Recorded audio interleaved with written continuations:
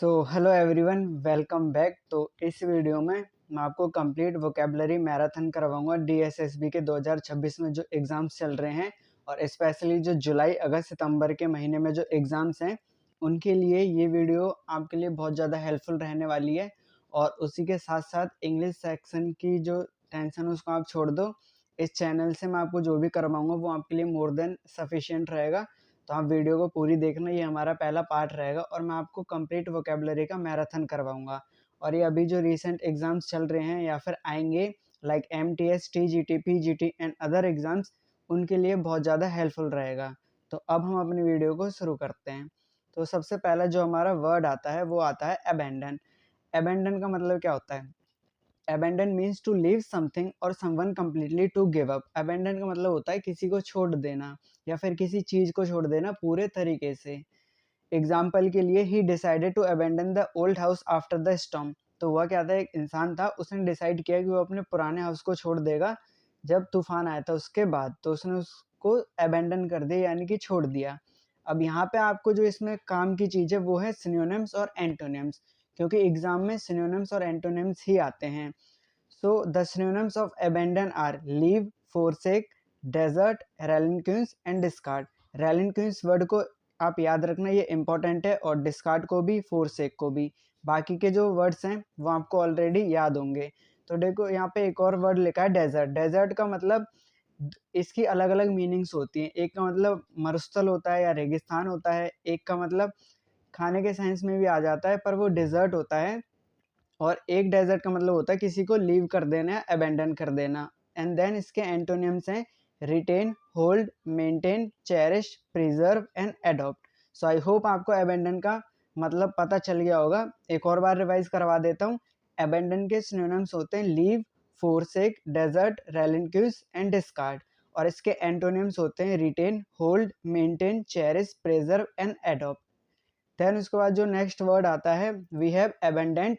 Abundant का मतलब क्या होता है? Existing in very large quantities more than enough, यानी कि प्रचुर मात्रा में कोई चीज होती है उसको हम बोलते हैं अबंडेंट।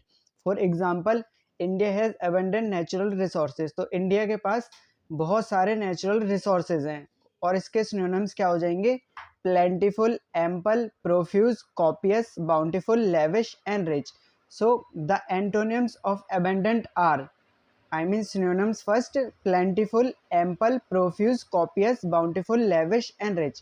And इसके antonyms scarce, meager, insufficient, deficient, rare, scanty and minimal.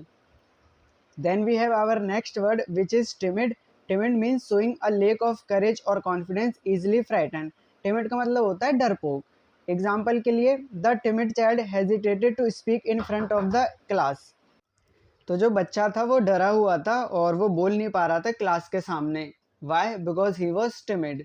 और and timid means showing a lack of courage और कॉन्फिडेंस, इजिली फ्राइटन, मतलब बहुत जल्दी जो घबरा जाता है, जिसमें कॉन्फिडेंस नहीं होता या जो नर्वस रहता है, उसको हम बोलते हैं टिमिड। इसके सिनोनिम्स हो जाएंगे shy, diffident, bashful, meek, cow, timorous and modest. Diffident, bashful and meek, इनको आप याद रखना, ये जरूरी है। उसके साथ साथ coy. And antonyms of timid are brave, confident, courageous, fearless, valiant, dauntless and intrepid। So I hope आपको पता चल गया होगा timid के बारे में। Then we have next word is candid। Candid means expressing opinions and feelings in an honest and sincere way। Sincere way मतलब कोई ऐसा इंसान जो बेबाक तरीके से अपनी बात बोल देता है, ऑनेस्ट तरीके से बोल देता है और सिंसियर मैनर में बोल देता है, उसको हम बोलते हैं कैंडिड। एग्जाम्पल के लिए, she gave a candid opinion about the new policy.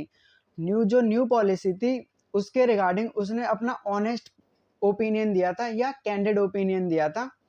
Then इसके सिनोनिम्स हो जाएंगे frank, honest, loyal, straightforward, forthright and outspoken. Forthright and outspoken important synonyms हैं, इनको आप याद रखना। Then we have antonyms of candid which are dishonest, deceitful, insincere, evasive, pretentious and hypocritical। Then we have our next word which is barren, and barren means unable to produce plants, crops or results, यानी कि unproductive। कोई मतलब barren land होता है ना, बंजर भूमि होती है, बंजर जमीन होती है, उसको हम बोलते हैं barren। अब क्योंकि बंजर भूमि है तो वो कुछ प्रोडक्टिव तो कर नहीं पाएगी, मतलब उसमें अनाज वगैरह उग नहीं पाएंगे, तो उसी को हम बोलते हैं barren land. Example, the barren land could not support farming, तो जो बैरन लैंड था वहाँ पे फार्मिंग नहीं हो सकती। और इसके सिनोनिम्स हो जाएंगे infertile, unproductive, sterile, desolate, arid and fruitless. Then we have antonyms. Antonyms fertile, productive, fruitful, generative, cultivated and creative. तो ये था हमारा बैरन के बारे में। Then we have dubious. Dubious means someone who is doubtful और अनसर्टेन अबाउट समथिंग। तो किसी को किसी चीज़ पे शक होता है या किसी चीज़ के रिगार्डिंग वो कंसर्न रहता है या फिर डाउटफुल रहता है, उसको हम बोलते हैं ड्यूबियस। एग्जाम्पल के लिए, I was rather dubious about the whole idea. Then we have synonyms of dubious, तो डाउटफुल हो जाएगा, अनसर्टेन हो जाएगा, सस्पिशियस हो जाएगा, स्केप्टिकल, ये इंपॉर्टेंट वर्ड है, वेरी एंड डिस्ट्रस्टफुल। और इसके एंटोनिम्स हो जाएंगे जिसको डाउट नहीं होगा, जो कि सर्टेन होगा। For example, certain, definite, true, reliable, trustworthy and confident. Then we have next word is feeble. Feeble means very weak, जो बहुत मतलब कमजोर होता है उसको हम बोलते हैं फीबल, या फिर जिसमें फिजिकल स्ट्रेंथ या फिर इफेक्टिवनेस कम होती है, जो दुबला पतला होता है उसको भी हम फीबल बोलते हैं। एग्जाम्पल के लिए, the patient gave a feeble smile, तो जो पेशेंट था वो ऑलरेडी बीमार था, तो उसने कैसी स्माइल दी, बहुत week smile the.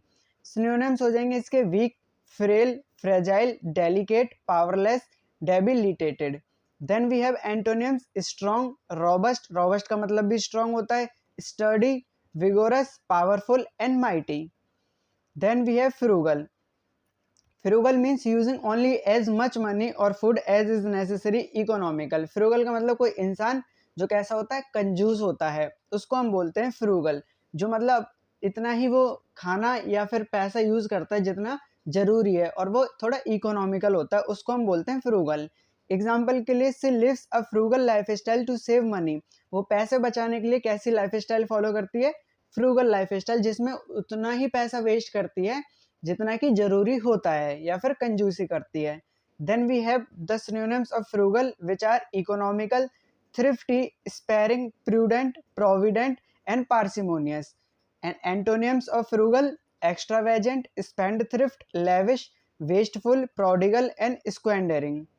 Then we have spurious. Spurious means false or fake but appearing to be genuine. तो spurious का मतलब होता है कोई भी ऐसी चीज जो मतलब होती तो वो फॉल्स या फिर फेक है, पर हमें दिखती कैसी है कि वो जेन्यून है या फिर ऑथेंटिक है, पर होती क्या है, फेक होती है। एग्जाम्पल के लिए, सी फेल सिक आफ्टर टेकिंग दो स्प्यूरियस मेडिसिन, तो उसने जो स्प्यूरियस मेडिसिन ली थी, यानी कि जो हमें लग रहा था कि सही मेडिसिन है पर वो क्या थी, फेक मेडिसिन थी, तो उसकी वजह से क्या होगी, वो बीमार हो गई। इसके सिनोनिम्स हो जाएंगे fake, counterfeit, sham, bogus, fraudulent, imitation and deceptive. Then antonyms हो जाएंगे इसके genuine, authentic, true, valid, legitimate and bona fide. ये जो इसके एंटोनिम्स है, इन सब का मतलब क्या होता है, जो कोई भी चीज ट्रू होती है या फिर वैलिड होती है और जो अच्छी होती है, उसको हम बोलते हैं इसके एंटोनिम्स में। Then we have our next word which is conceal. Conceal means to hide or keep something secret. तो किसी चीज का मतलब छुपा के रखना या सीक्रेट रखना उसको, और उसको रिवील ना करना, उसको हम बोलते हैं conceal. He tried to conceal the truth from his parents. तो उसने क्या, उसने कोशिश करी किस चीज की, जो सच था उसको अपने पेरेंट्स से छुपा के रखा था। सिनोनिम्स हो जाएंगे इसके hide, cover, veil, disguise, mask, camouflage. Then we have antonyms of conceal which are reveal, यानी कंसील मतलब छुपाना और रिवील मतलब उजागर कर देना। Then expose, disclose, uncover, display and divulge. Divulge का मतलब भी होता है किसी चीज को उजागर कर देना या रिवील कर देना। Then we have modest. Modest means someone who does not talk too much about one's abilities or achievements. मतलब कोई एक ऐसा इंसान जो अपनी एबिलिटीज और अचीवमेंट्स के बारे में ज़्यादा बात नहीं करता, इसको हम हम्बल कह सकते हैं। जो इंसान हम्बल रहता है उसको हम मॉडेस्ट भी कह सकते हैं।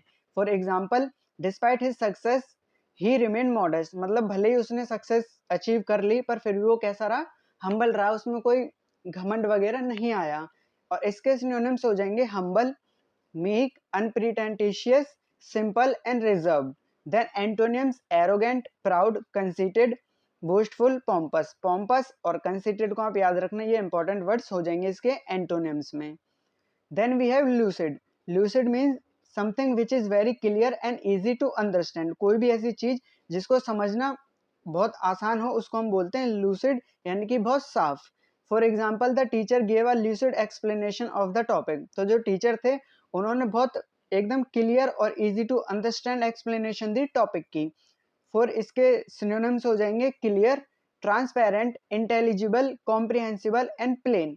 एंड एंटोनिम्स हो जाएंगे इसके obscure, confusing, perplexed, ambiguous and वेग।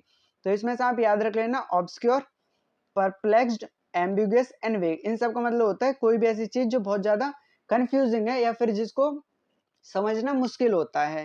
Then we have our next word which is vigilant, watchful and alert to danger और प्रॉब्लम्स। मतलब वॉचफुल रहना और अलर्ट रहना डेंजर या प्रॉब्लम्स के लिए, उसको हम बोलते हैं विजिलेंट, यानी कि सावधान आप समझ सकते हो। एग्जाम्पल के लिए security guards must remain vigilant at all times. तो सिक्योरिटी गार्ड्स को हमेशा ही सतर्क रहना चाहिए हर time.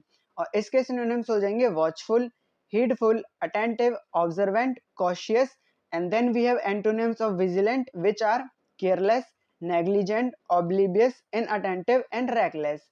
Then we have our next word which is dismal. Dismal means very glooming or depressing.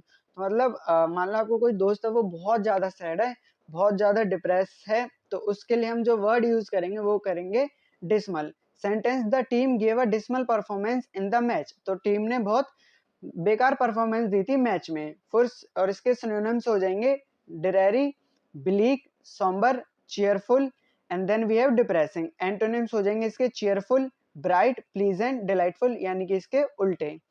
Then we have erudite. Erudite means having deep knowledge और learning. तो मतलब ऐसा कोई इंसान जो बहुत ज्यादा इंटेलिजेंट होता है या किसी को बहुत ज्यादा डीप नॉलेज होती है उसको हम बोलते हैं erudite. For example Einstein ji. Then we have example he is an erudite scholar of ancient history. तो वो जो है उसको एंशियंट हिस्ट्री की बहुत ज्यादा डीप नॉलेज है, उसने एंशियंट हिस्ट्री के बारे में बहुत ज्यादा पढ़ाई करी है।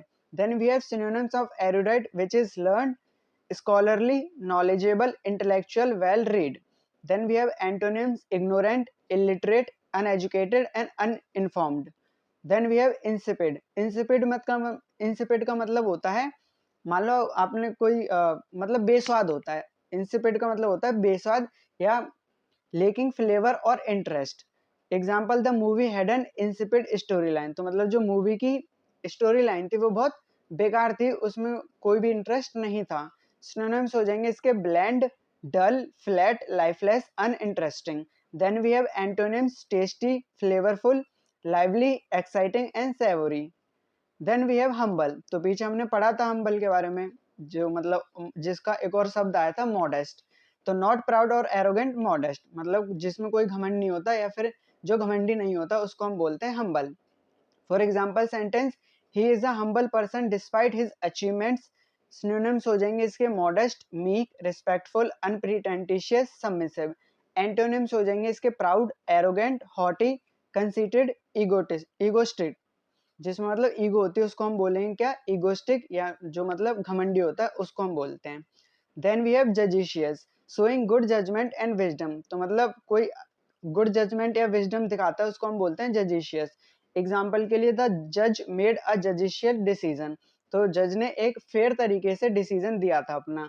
सिनोनिम्स हो जाएंगे इसके वाइज, प्रूडेंट, प्रूडेंट का मतलब भी होता है कोई जो मतलब इंटेलिजेंट होता है उसको बोलते हैं। Then sensible, thoughtful, irrational.